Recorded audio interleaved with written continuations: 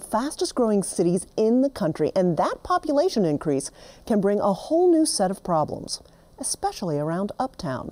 That's where shared mobility comes in. That's the phrase used to describe a new trend in transportation: rental bikes and scooters.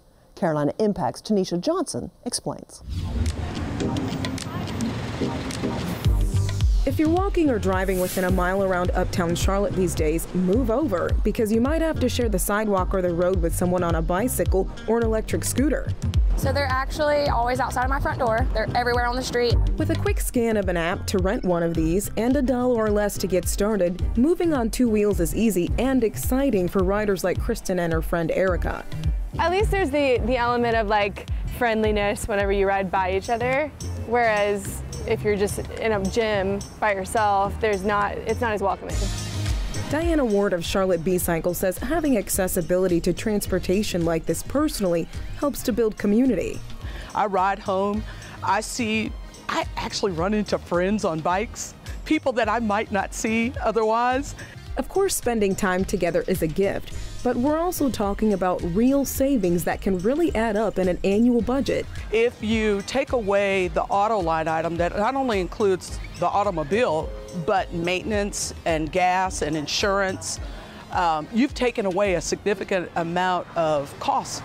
Many cities around the country are trying to find alternative modes of transportation. It's good for the environment and more sustainable long term.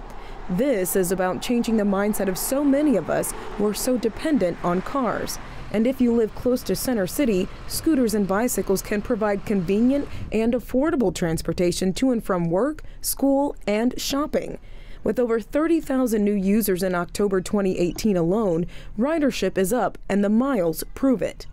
The city of Charlotte seems to have hit a home run with its shared mobility pilot program. More than 1.5 million miles have been logged by users renting bikes and e-scooters over the last year.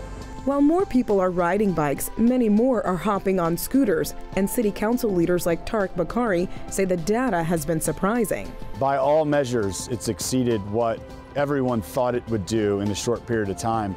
Bakari adds it's changing the way people move in uptown and shifting the mindset on mobility.